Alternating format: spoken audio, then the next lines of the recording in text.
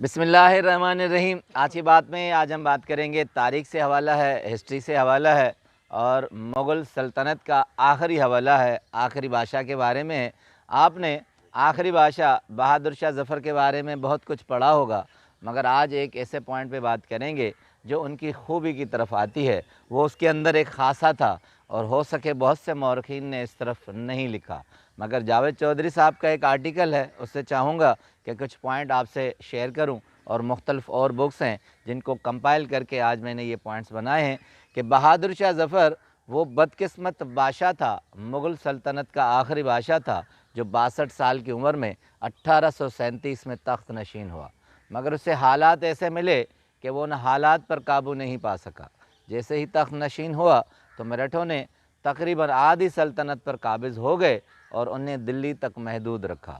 اس کے بعد آدھی سلطنت ایسٹ انڈیا کمپنی کے قبضے میں آ گئی، اور اس طرف انگریز تھے اور اس طرف مراٹھی تھے، مگر ان کے بدولت کیا وجوہات تھی کہ مراٹھی اس طرف آ گئے آدھی سلطنت میں اور انگریزوں کو موقع مل گیا؟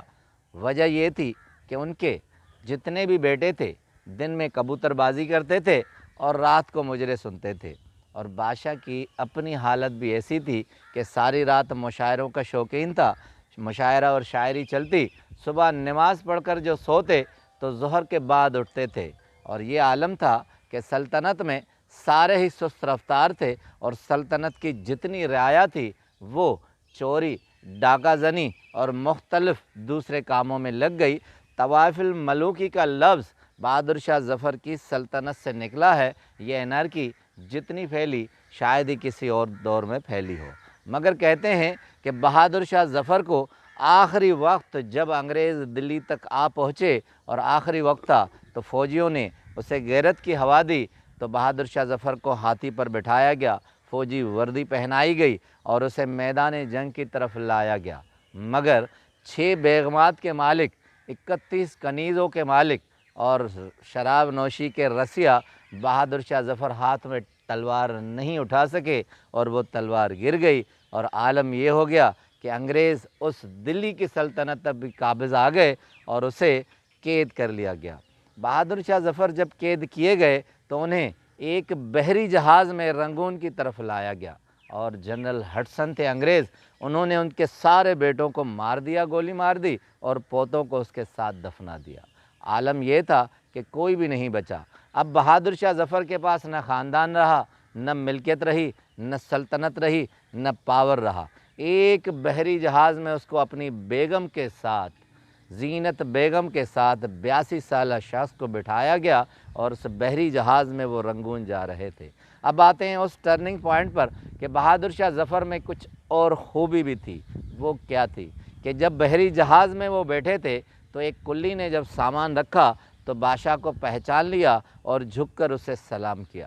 بادشاہ کی روایت تھی کہ کوئی بھی آدمی اس کے پاس آئے، سلام کرے تو وہ اسے خالی نہیں لوٹاتا تھا۔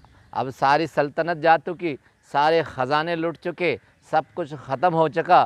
اب بادشاہ اپنے دل کے ہاتھوں مجبور تھا کہ اس کلی کو واپس خالی ہاتھ نہیں لوٹا سکتا تھا۔ انہوں نے اپنی جیب میں ہاتھ ڈالا تو ایک صرف تسبیح بچی تھی، جو کچھ اور بھی نہیں تھا اس کی جیب میں، وہ تسبیح آگے بڑھا کر اس کلی کو دے دی۔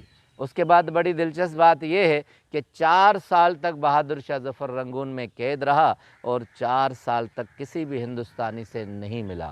یہ تسبیح آخری ہندوستانی کو ایک تحفہ تھی، جو اس کے بعد اس کے دینے کے لیے کچھ نہیں تھا۔ ممتاز بیگم کا کہنا ہے، زینت بیگم کا کہنا ہے، وہ کہتی ہیں کہ 4 سال بہادر شاہ ظفر قید رہے رنگون میں، بہت سے ہندوستانی ملنے آئے، مگر انہوں نے انکار اس وجہ سے کیا کہ ان کے پاس دینے کو کچھ بھی نہیں ہوتا تھا۔ وہ دل میں روتے تھے، آہیں بھرتے تھے کہ میں اپنے ملک کے لوگوں سے ملوں، مگر اپنے اصول، اپنی اس عادت کے تحت مجبور ہو چکے تھے۔ اس کے بعد عالم یہ ہے کہ وہ انگریز سرکار کے جتنے اہلکار یا ڈاکٹر اس کے پاس آتے تھے وہ ان کو بھی خالی ہاتھ نہیں لوٹا تھا۔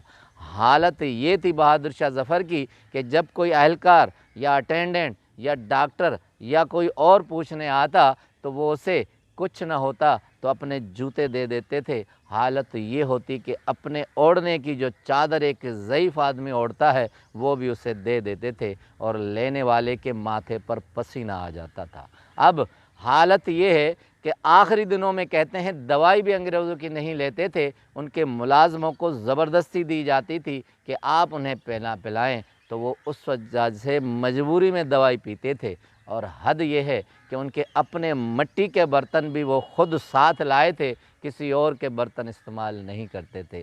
مرتے وقت جب بہادر شاہ ظفر 1858 میں فوت ہونے لگے تھے تو آخری جملہ یہ تھا کہ ان کے پاس ایک چمچ بچا تھا، آخری ملازم کو کہا تھا کہ یہ بھی لے جاؤ، یہ میرے زندگی کی آخری جمع پوجی ہے۔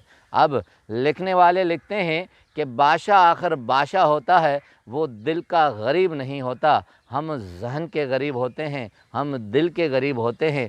ہم ہمیشہ یہ چاہتے ہیں کہ ہمارے پاس چیز ہوگی تو دیں گے، مگر جب آپ دینے پہ آئیں تو آپ کے پاس جو چیز ہو آپ دے سکتے ہیں۔ حدیث مبارک ہے کہ سخاوت ہمیشہ دل سے ہوتی ہے، مال سے نہیں ہوتی۔ آدمی چاہے جتنا بھی پست ہو جائے، کسی کے آگے ہاتھ مت پھیلائے، اگر وہ دل کا غریب نہیں ہوگا، ذہن کا غریب نہیں ہوگا تو کبھی بھی غریب نہیں کہلائے گا۔ آپ کا بہت بہت شکریہ۔